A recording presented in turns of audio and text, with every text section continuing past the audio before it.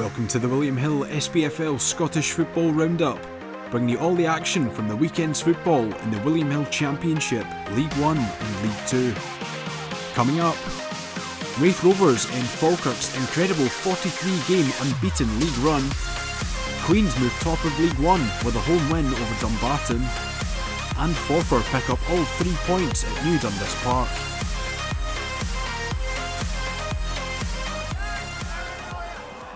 Ayr United welcomed Greenock Morton to Somerset Park on Saturday, with neither side able to find the net and a quiet first half in terms of goalmouth action. Ayr would begin to assert their dominance after the break, with Jay Henderson being denied a stunning opening goal by a good save from Ryan Mullen. And the home side would be handed a huge chance to take the lead on 66 minutes, when Marco Roos was fouled just inside the area. Penalty Ayr.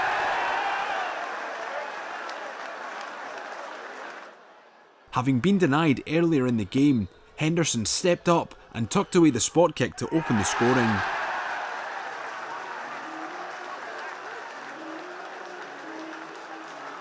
The midfielder with his third league goal of the season. The home side would remain on top and went close to adding a second through Mark McKenzie late on, but had to settle for 1-0 in the end.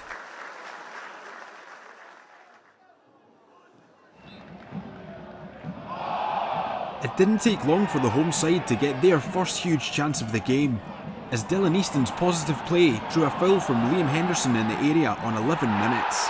Penalty Raith. Striker Jack Hamilton with the task of taking the spot kick. He powered home beyond Nicky Hogarth for 1-0.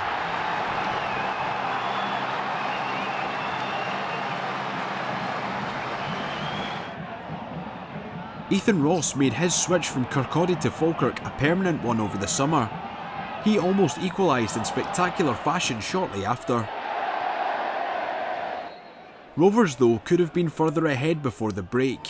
A free kick initially dealt with the ball eventually finding Ewan Murray, who headed just wide. Falkirk would push hard for a leveller after the break. Alfredo Aguiman working space in the Raith penalty box, but firing wide.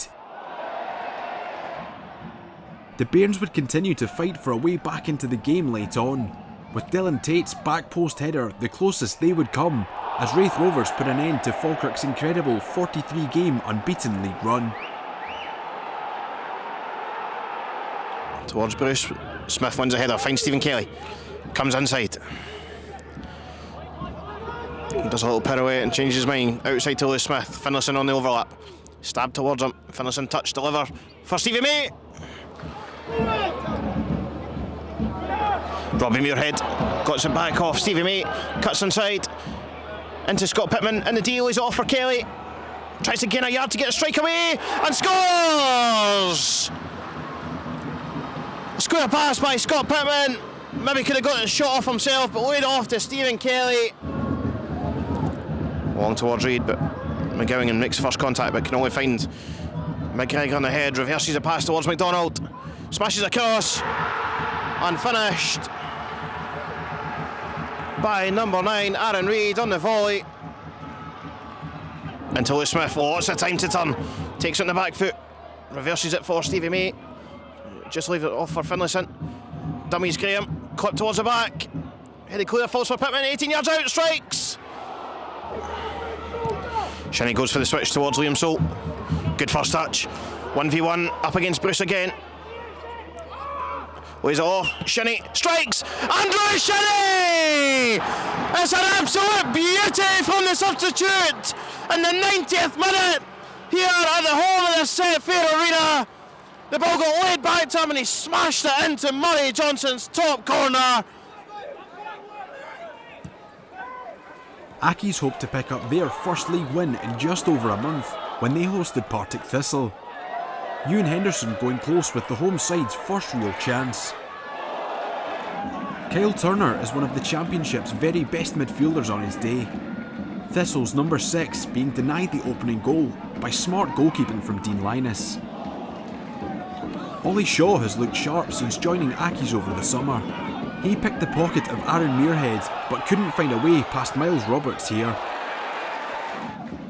In a fairly even contest, it would take until 56 minutes for a breakthrough to come. Accies with a free kick, headed home by Lee Kildare to open the scoring.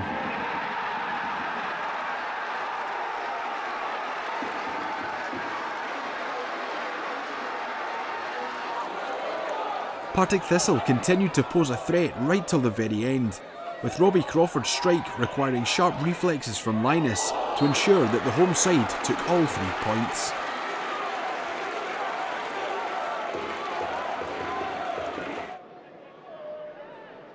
Dunfermline welcomed Queen's Park to East End on Saturday, with the away side taking just 15 minutes to open the scoring, when Zach Rudden turned home a corner kick from close range.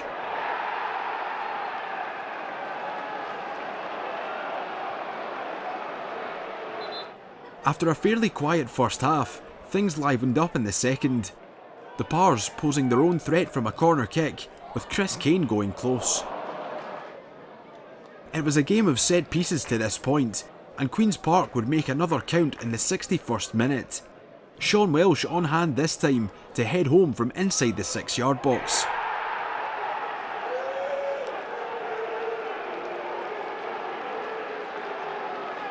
Dunfermline would continue to look dangerous from their own corner kicks. Aaron Comrie the next to see a chance go begging for the hosts. But Dunfermline's fight and persistence would eventually pay off on the 78-minute mark, when new signing Josh Cooper slotted home his first goal for the Pars.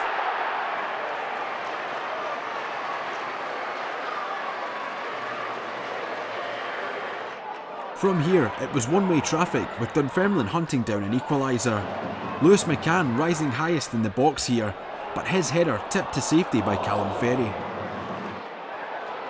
The Pars kept on battling right till the death, with one final chance dropping in the Queen's Park box, but the Spiders able to scramble it to safety and hang on to 3 points on the road.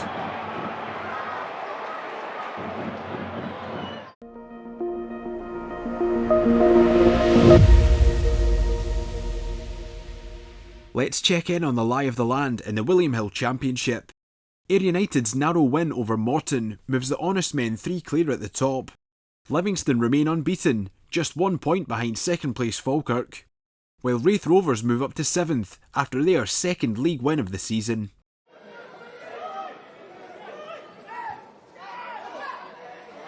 It took just 14 minutes for Queen of the South to take charge of this League One clash.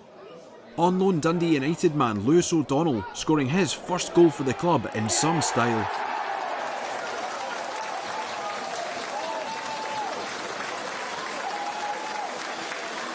Despite being yet to register a league win, Dumbarton have looked dangerous in attack this season. Michael Ruth just inches away from scoring an equalising goal.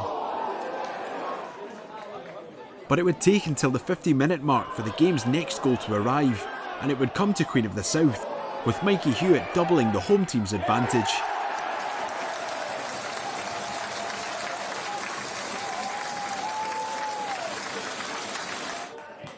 But Dumbarton were far from out of the game, the away side continuing to create chances of their own, with Finlay Gray the next to go close.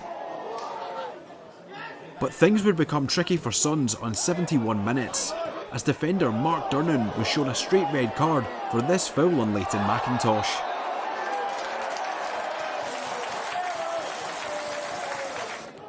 And McIntosh would be in the thick of it again in the 83rd minute. The attacker with positive play, drawing a foul from Dumbarton's Ethan Brown and winning a penalty kick.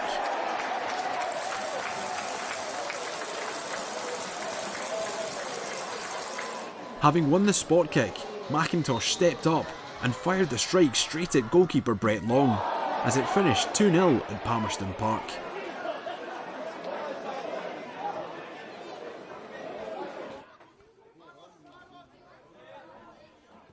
Aware with the clearance. Doesn't go far. Hannon looking for a way through. It's a poor touch for Johnson. A shot. Thankfully right into the arms of Adams. Dennis in the back of the net. Scott Mercer. Head on the ball. Kelty Hearts take a lead. Brilliant from Williamson. Moore's there as well, lays it off. Oh, touch to Lewis Moore. Low, bottom corner! Great from Williamson and Lewis Moore. Kelty Hearts double the advantage. Kelty Hearts 2 and an Athletic 0. Cross in. It's in the back of the net. And it's a goal. It's Scott Williamson. He's been knocking on the door the whole game.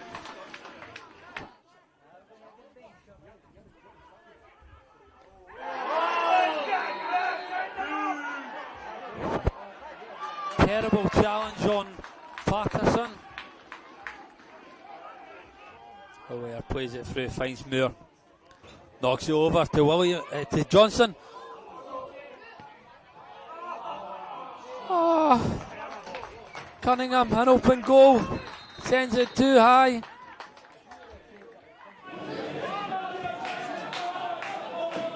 Two of the division's high flyers faced off in Angus on Saturday, with Montrose taking just 3 minutes to find the net through Ali Shrive.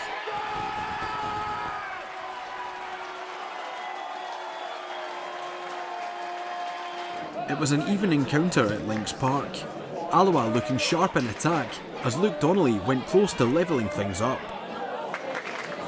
And the Wasps would find the equalising goal in the 22nd minute. Morgan Neal's initial header hitting the woodwork, but the defender on hand to finish at the second attempt.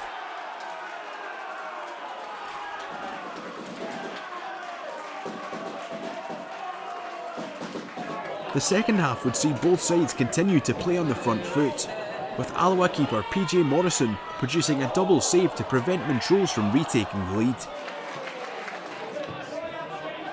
But the home side would eventually find the next goal. 58 minutes on the clock when Kane Hester's headed effort crept in off the crossbar.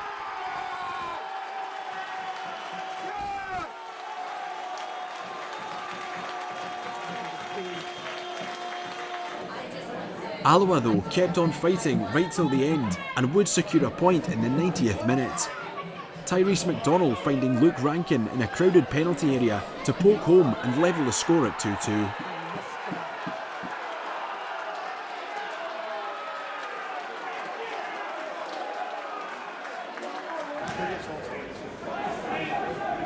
Two clubs still adjusting to new surroundings in League One faced off in the Highlands, with the away team winning a penalty kick inside 17 minutes for a foul on Matty Aitken.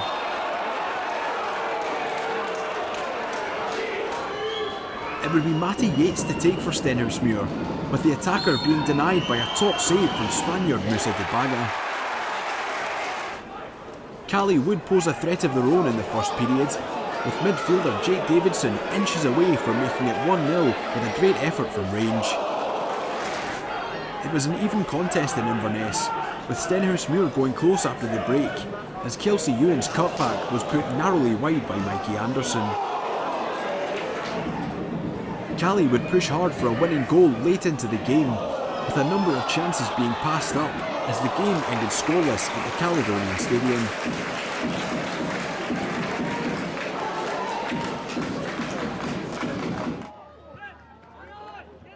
The TV cameras were at the Balmoral Stadium for the late kick-off. Arbroath looking bright in the early going, with Scott Stewart kept at bay by Balint Demas. It wasn't for long though, as Stewart tucked away Ryan Dow's cutback for 1-0 in the 31st minute.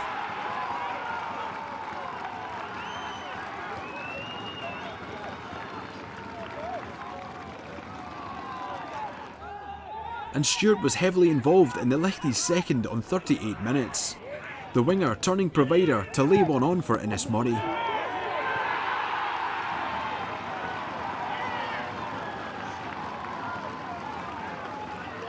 But Cove would begin to show signs of life before the break.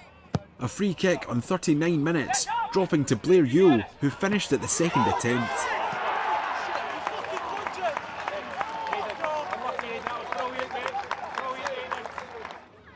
And the home side would haul themselves back on level terms before half-time. Liam Parker arriving late at the back post to power home in the 42nd minute.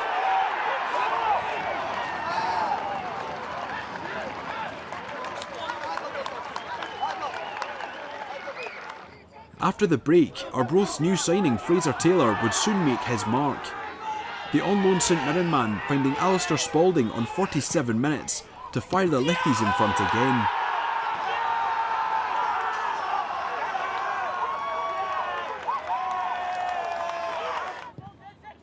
And Taylor would go close to finding the net himself soon enough. Positive play from the midfielder, but goalkeeper Demas doing enough to thwart the finish. But Arbroath would eventually find their fourth goal on the 73-minute mark. Taylor again the provider, with Jack Wilkie nodding home this time round. Taylor the super sub, as Arbroath look to have turned a corner.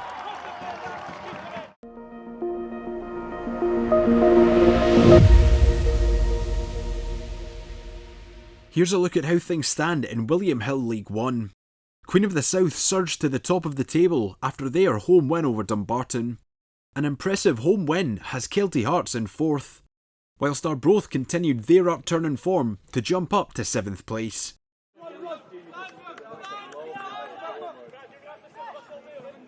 High-flying East Fife made the trip to the capital to take on Spartans, with Hamish Ritchie being denied the opening goal for the hosts by a smart stop from Alan Fleming.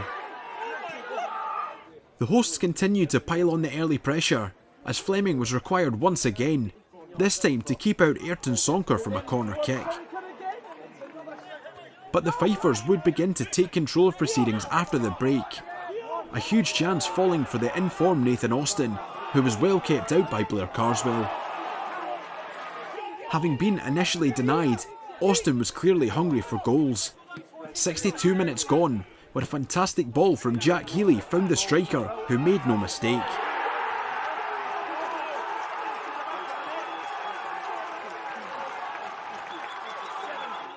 East Fife would push hard to double their lead late in the game, with Spartans keeper Carswell again showing his quality when he produced a fantastic double save.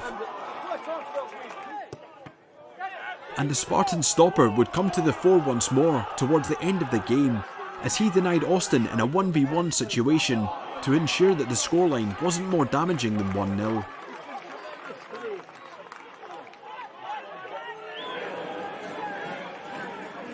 Clyde have struggled for momentum at the start of the League Two season. Lee Connolly hoped to kickstart their afternoon at Balmoor, but curled his shot just wide. Peterhead have made a good start to the campaign and made the breakthrough on home turf on 42 minutes, as Ryan Strachan headed the Blue Toon in front.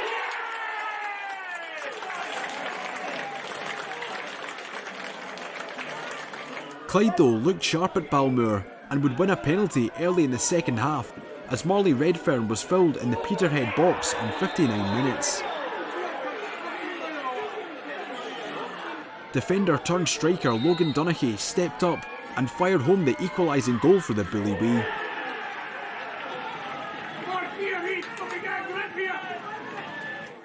But there would be further penalty drama to come just 6 minutes later, as midfielder Seb Ross was fouled in the Clyde area, with referee Joel Kennedy pointing to the spot.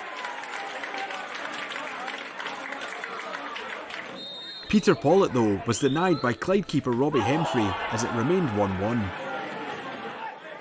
But the Blue Toon would eventually find the game's next goal. 70 minutes gone when Max Barry found time and space in the Clyde box to slot home for 2-1.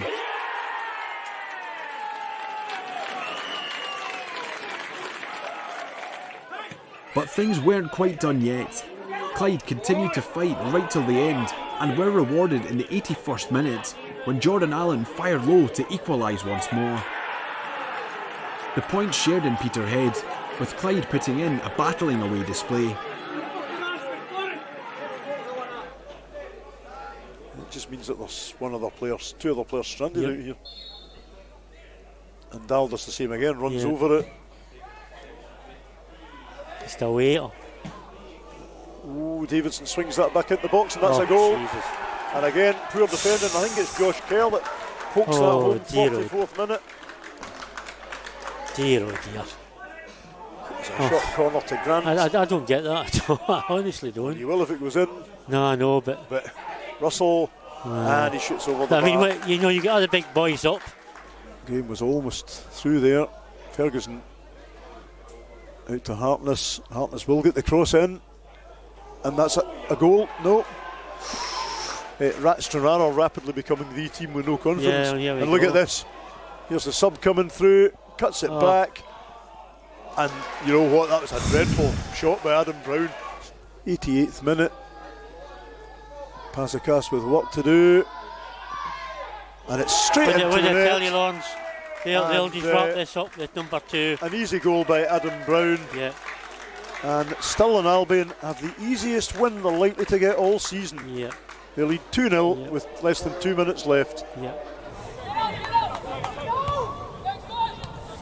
That's a slack pass from Curry through goal forward. Here's Kieran Ingles on the ball, lining up a shot. It bobbles along the ground and it's collected by Tom Ritchie in the end. Neil Matthew back in the team. He would be in contention for this as well. Almost fell for Cammy Ross. Dean Watson flicks over the top for Bradley Barrett, and it goes all the way across goal and wide.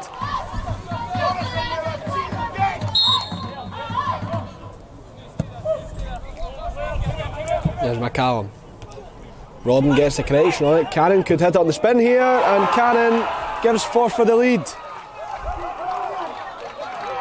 Rodden gets it on for Nathan Cannon, spins past his marker, fires it low past Tom Ritchie. Scarborough standing over the throw. Launches that one into the box, comes off McGacky's head, and at the back post it was, I think, McRoberts who got to that one. A combination of McRoberts and Ferry both going for it. Edinburgh City travelled north, searching for their second win of the League Two campaign, with striker Connor Young firing the citizens a goal up on 36 minutes with a fabulous free kick.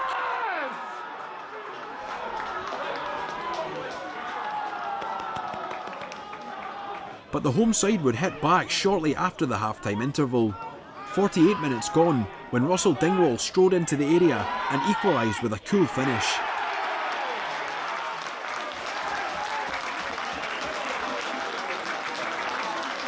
Experienced Elgin defender Ross Draper would have to be careful from 59 minutes onwards after he was booked for a foul in the middle of the park. Having levelled things up earlier in the half, Dingwall was looking a threat. Attacker Deshaun Golding picking out the midfielder to score and make it 2-1 on the hour mark.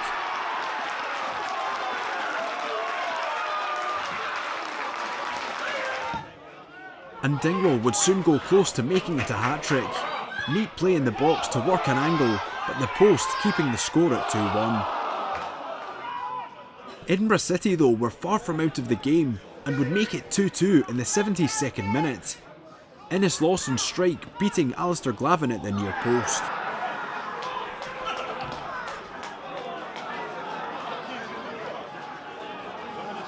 Both teams battled hard for the upper hand towards the end of the game, with Owen Cairns popping up in the 89th minute with what seemed like the winner for Elgin.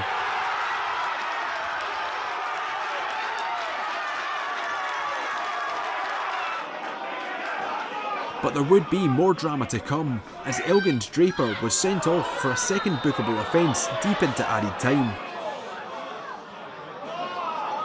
That would lead to one last chance for Edinburgh City, a free kick in the 94th minute, which was squeezed home by striker Young for his second of the afternoon. A point apiece in a breathless afternoon at Borough Briggs.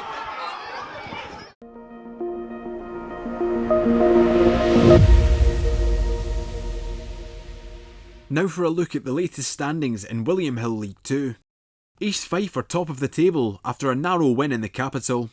Stirling Albion are in 4th place after victory at Stair Park, whilst Forfar Athletic moved up to 7th thanks to their win over Bonnyrigg.